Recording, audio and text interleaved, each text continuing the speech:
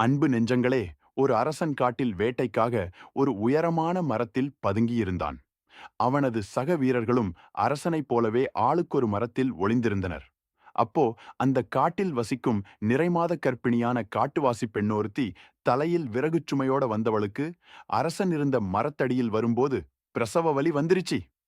அங்கனையே குழந்தைய பிரசவிக்க முயன்றாள். இதைக் கண்ட அரசன்தான் இருப்பதை அறிந்தால் அவா சங்கோஜப்படுவாள் என நினைத்து தன் வீரர்களுக்கு கையால் சைகை காண்பித்தான். புரிந்து கொண்ட வீரர்கள் மறுபக்கமாக திரும்பிக் கொண்டனர். அரசனும் திரும்பிக்கிட்டான். சிறிது நேரத்துல அவ பிள்ளைய பெத்துத்தானே. தொப்புள் கொடியெல்லாம் அறுத்து பக்கத்துல ஓடுன. ஓடையில குழந்தைய குளிப்பாட்டி தானும் குளிச்சுக்கிட்டு தன் சேலை தலைப்ப தொட்டிலாக்கி பிள்ளைய அதுல போட்டுக்கிட்டு அந்த விறகு கெட்டையும் மீண்டும் தலையில சுமந்துக்கிட்டு ஜம்மின்னு கிளம்பிட்டா. இத பார்த்த அரசன் அப்படியே அதிர்ந்து போனான். தன் வீரர்கள் கிட்டச் சொன்னான். அட என்னப்பா இது அதிசயமாயிருக்கு. வந்தா புள்ளைய பெத்தா அவளே எல்லாம் பண்ணிக்கிட்டா. இந்த குளுந்த பச்சை தண்ணியில குளிச்சா புள்ளையோட விறகு கெட்டையும் தூக்கிக்கிட்டு அவ்வ பாட்டுல போயிட்டா.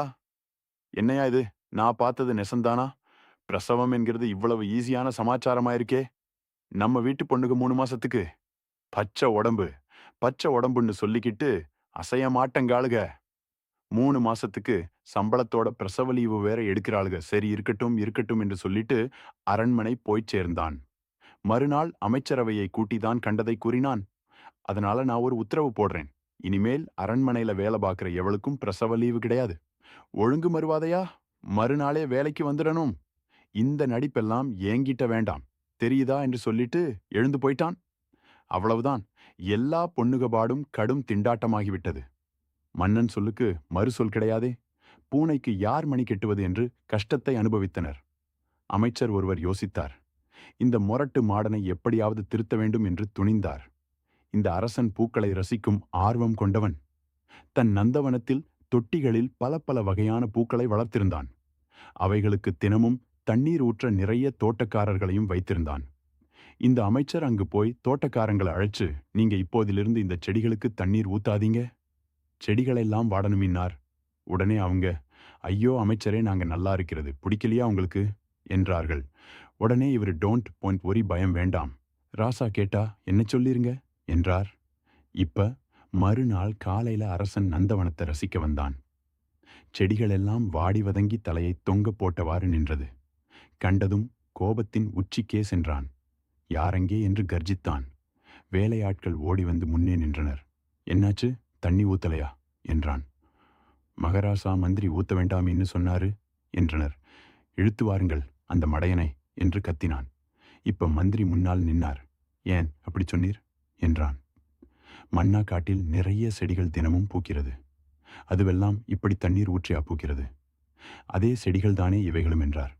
அடே மதிக்கெட்ட மந்திரி, அது காட்டுச் செடி, அது தானாக முளைப்பது. அதன் வளர்ச்சிக்கு இயற்கையே பொறுப்பேற்றுக் கொள்ளும். இது நாம நட்ட செடி, இது வளர நாம தான் பொறுப்பு. இதன் மேல் நாம ஆசை வச்சிருக்கிறோம்.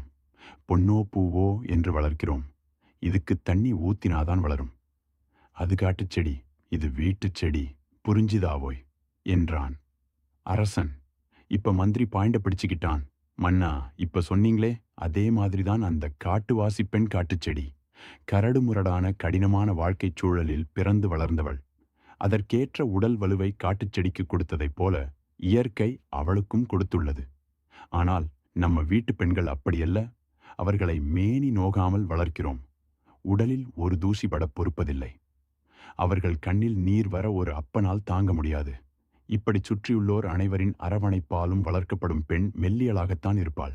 அவர்கள் சுயத்தெம்புக்கு வர ஒரு மாத காலமாவது ஆகத்தான் செய்யும்.